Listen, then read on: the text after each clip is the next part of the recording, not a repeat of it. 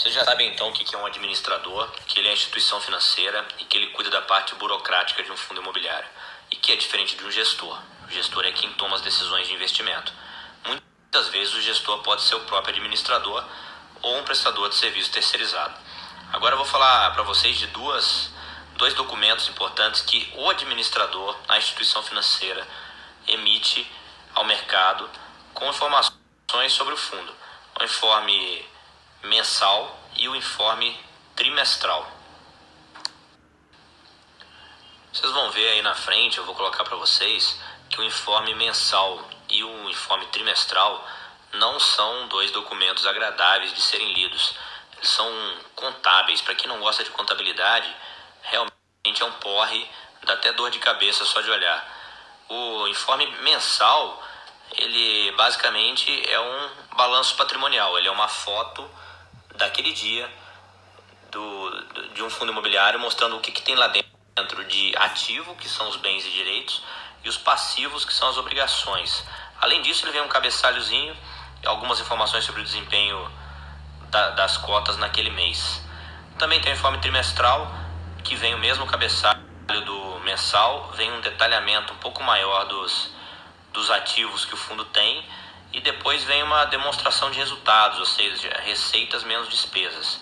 Eu vou colocar isso na sequência, vou botar um mensal e um trimestral de um fundo pequeno até, do HGJH, só para vocês darem uma lida por alto e ver como é esse documento, mas não entre em desespero, porque sinceramente eu não acho necessário que um investidor comum fique esmiuçando informes mensais e trimestrais.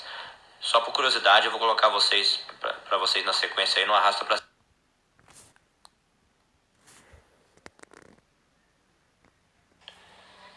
Bom pessoal, vocês viram aí? Espero que tenham visto um informe mensal e um trimestral. Quem não viu, arrasta para cima, volta na tela anterior.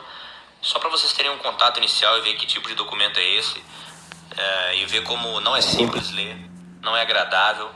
Mesmo quem tem prazer, quem gosta de contabilidade, gosta de finanças, imagina você ter uma carteira diversificada e ter que acompanhar o seu investimento por esse tipo de documento mensalmente. Poucas pessoas vão fazer. Ainda bem que existe um outro documento, que é um relatório gerencial. Ele é feito pelo gestor, ele não é um documento obrigatório, e por não ser obrigatório, ele é um grande indicador da qualidade do gestor. Só de fazer já é ponto positivo. Fazer um bom relatório, um excelente relatório, ponto positivo para o gestor. A maioria dos gestores já fazem. A maioria dos gestores que querem transmitir transparência, transmitir informações aos cotistas já fazem. E vocês vão perceber, eu vou botar na sequência aí o relatório gerencial do HGJH também, que é do mesmo fundo que eu botei os informes, que tem as mesmas informações. Basicamente o que vem num trimestral, falando de detalhamento ali de contrato, falando quais são os imóveis do fundo, falando índice de reajuste, está tudo lá no relatório gerencial também. Então vocês podem utilizar no dia a dia para acompanhar os seus investimentos só o relatório gerencial. Eventualmente buscar no informe uma coisa ou outra que fique na dúvida. Um outro detalhe interessante do gerencial é que ele é o melhor documento para o seu primeiro contato com o fundo. Você fica sabendo de um fundo imobiliário qualquer, ABC Plaza, XP Malls, enfim. O que tem nesse fundo? Em que ele investe? O que ele faz? Como ele gera dinheiro? Se você ler um relatório gerencial, todas as suas dúvidas vão estar respondidas ali. Então é só buscar esse documento, tem uma lida, e lá na frente eu vou mostrar para vocês que tem como buscar essas informações de maneira mais mastigada ainda, mas é importante que vocês tenham essa base. Quem não conhecia o relatório gerencial, dá uma pesquisada, vê esse do HGJH que eu vou colocar na sequência, e procurem outros também, para vocês terem esse contato com o documento e entender do que eu estou falando. Beleza, galera?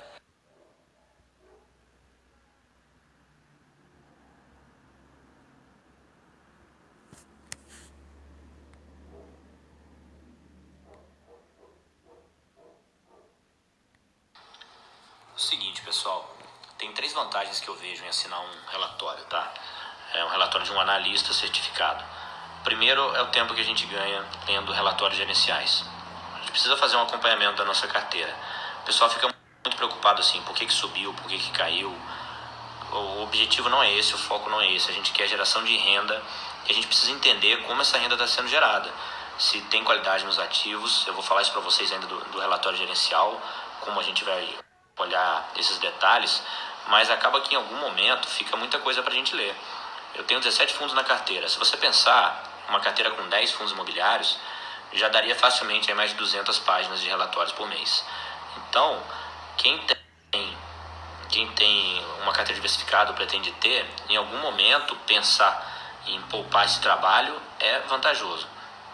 O segundo ponto são as recomendações de investimento, que sinceramente eu não gosto de seguir e nem sugiro que todo mundo siga essas recomendações à risca, mas elas dão um norte para você. Às vezes, em algum momento do mercado, você não tem noção do que comprar, tá tudo caro, será que tá tudo barato? Então, algum profissional que está olhando o mercado, comentando sobre algum fundo, sugerindo a compra de algum fundo, pode servir de norte para que você vá olhar aquele fundo com calma e decida se você quer comprar ou não. Você não é obrigado a seguir a recomendação. Além disso, cada fundo imobiliário tem um risco e a gente vai falar sobre isso também. Uma carteira recomendada, esse risco geralmente está diluído ali dentro. Então eu vejo muita gente começando, eu comecei a investir em fundo imobiliário, comprei um fundo só, e fica naquilo muito tempo, não sabe que hora que sair, expandir. Então essa carteira serve de norte no começo. E o terceiro ponto é a tese de investimento do analista. Ele geralmente detalha por que ele comprou aquele fundo, por que ele acredita nele. E você também não precisa concordar com isso, mas só de não concordar já é um exercício muito grande de aprendizado. Concordando também, você vai raciocinar junto. Independente da sua conclusão, sendo positiva ou negativa para a compra, só o fato de você estar raciocinando junto com um analista profissional sobre uma tese de investimento vai ser um aprendizado muito grande. Então, por isso que eu acho interessante, por isso que eu fiz questão de conseguir uma carteira para vocês, um relatório que deve começar a vir semana que vem, está 99% já ajeitado isso, e eu vou tentar, estou buscando aqui uma outra ainda, para a gente poder fazer comparações entre elas e vocês entenderem as diferenças. Hoje eu tenho acesso a 4 serviços de análise profissional. Alguns eu sou assinante, outros eu tenho acesso por parceria comercial, mas elas são totalmente diferentes. Vou dar alguns exemplos aqui. Por exemplo, a carteira da Suno, eles são bem conservadores, eles trabalham com preço máximo de entrada. Então, quando o fundo atinge aquele preço, eles não têm mais recomendação de compra. A partir dali, é considerado um bom negócio. A carteira da Eleven, que eu também tenho acesso, ela trabalha com preço maior. Ela trabalha muito com um termo chamado de preço-alvo. Às vezes o analista, em algum momento, ele vai recomendar a venda. Ele projeta um preço maior, que ele acredita que por algum motivo aquele fundo pode chegar lá, e não necessariamente manter naquele preço máximo é um bom negócio. Porém, naquele preço-alvo é um bom negócio. Porém, até chegar lá um pouquinho antes, ele recomenda a venda, tradicionalmente. Então já é uma estratégia diferente de uma carteira para outra. Tem a carteira do Rodrigo Medeiros, do Desmistificando o FI, que eu gosto muito também. Ele não se considera preço em hipótese nenhuma, mas ele não cita preço nas carteiras, nas recomendações. Ele parte de um princípio, do princípio que o investidor vai fazer compras mensais. Então, se ele está comprando todo mês ele tem que ter o que comprar, e ele faz um comparativo entre os fundos, sem desconsiderar preço, obviamente, e recomenda as melhores oportunidades daquele momento. Então, a quarta carteira é o do Fundos Explorer, que nós vamos comentar mais semana que vem, assim que vocês começarem a receber.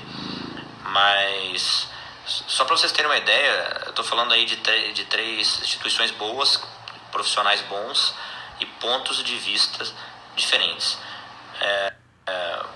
Há um tempo atrás, tem um fundo imobiliário, eu não vou citar ele aqui, até porque esse é um material pago, que na carteira da Suno estava por volta de 130 e poucos reais e da Eleven estava por volta de 160, o mesmo fundo. Então, olha para vocês verem como a visão de analistas diferentes vai trazer valores diferentes. Não existe uma só conclusão. Existem muitas variáveis na fórmula de cálculo. Estimativa de preço de dividendos no futuro, estimativa de venda do valor da cota para o valor residual lá na frente, a taxa de desconto que o analista está utilizando. Eu vou falar desses termos com vocês mais para frente ainda. Mas agora, nesse momento, eu quero que vocês entendam isso. Não tem o certo, não tem o errado. Existem pontos de vista diferentes, estratégias diferentes, investidores diferentes, perfis de risco diferentes. Tem investidor que está com 60, 70 anos querendo curtir a aposentadoria, aposentadoria, outros mais novos que podem arriscar um pouco mais, alguns têm uma tolerância a risco maior.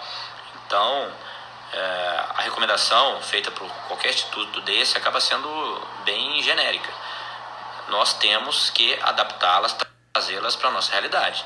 Se você seguir uma recomendação sem fazer nenhuma reflexão, sem ter o mínimo de senso crítico, a chance de você se dar mal também é grande. Então, vamos exercitar esse senso crítico, vamos entender um pouquinho a diferença e vamos trazer aquilo para a nossa realidade. Quem for utilizar algum serviço profissional de análise tem que saber fazer esse filtro. O pessoal pega às vezes 20, 30 páginas de um analista, vai lá, carteira recomendada, tem 8 fundos, vai lá e compra, não leu nada, não sabe o que está acontecendo, e semana seguinte o fundo cai 2% ou 3%, e aí o cara entra em desespero. Bom, qual que era a sua estratégia? A minha estratégia é renda, eu estou comprando um portfólio imobiliário para me gerar renda para os próximos 20 anos. Será que uma movimentação de curto prazo vai realmente fazer diferença? Talvez sim, talvez não, depende do que você está planejando. Você entrou para fazer um trade, um ganho de capital, ou você entrou para receber uma renda passiva por um período maior? Como é que está a diversificação daquele fundo na sua carteira? Às vezes o pessoal tem 1%, alguém tem 1% daquele fundo na carteira, não está preocupado com uma queda, ou mesmo que seja algo mais grave de curto prazo. Outro investidor pode estar bem mais exposto, 20%, 30% da carteira. Então, só isso daí já daria uma grande diferença. A conclusão é a seguinte: diferenças existem entre serviços de análise diferentes. Então, raciocinar sobre, trazer isso para a sua realidade, para a sua estratégia de investimento. Bom, e como definir uma estratégia?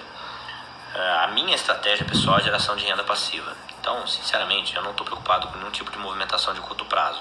Toda a minha análise é em cima do portfólio que tem dentro do fundo imobiliário, seja fundo de tijolo, de papel, e a capacidade que aquilo tem de geração de renda, pensando no futuro, não olhando no retrovisor. Eu quero saber daqui para frente.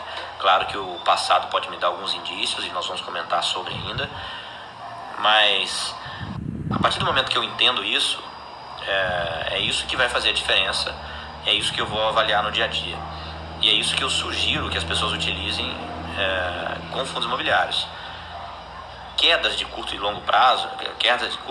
prazo, acabam não fazendo a menor diferença nessa capacidade de geração de renda. Muitas vezes elas criam até boas oportunidades de compra, se você tem certeza da qualidade do fundo, se você tem certeza daquela queda pontual, o motivo dela, o que aconteceu, se você acredita que aquilo vai ser resolvido ou não acredita no chute, né, baseado em algumas premissas, baseado em evidências, baseado no curso natural das coisas, você não tem que se preocupar com queda de curto prazo. Agora, se mudou o fundamento do fundo, estratégia de médio e longo prazo, se mudou alguma coisa ali que realmente vai fazer diferença nessa capacidade de geração de renda, não nos próximos 2, 3 meses. Se você comprou algo para aposentadoria, não é isso que vai fazer diferença. Se você tivesse um portfólio imobiliário, você vai ter vacância, você vai ter inadimplência, você pode ter problemas eventuais com quem faz a gestão, mas o ativo é bom, a localização é boa. É mais fácil trocar um gestor do que mudar todo um portfólio. Gestores não vão ficar eternamente. Apesar de eu achar muito importante sugerir que um serviço de gestão seja levado em consideração, a gente observa o movimento dos gestores o tempo inteiro nos fundos imobiliários. A gente perde um, entra outro, a gente fica na dúvida como vai ser o próximo, mas eu acredito que um bom portfólio vai sobreviver a gestores não tão bons. E o mercado, os cotistas, vão expulsar esse gestor daquele portfólio. Então, galera, foco na qualidade, foco na capacidade de geração de renda e menos preocupação com movimentação de curto prazo.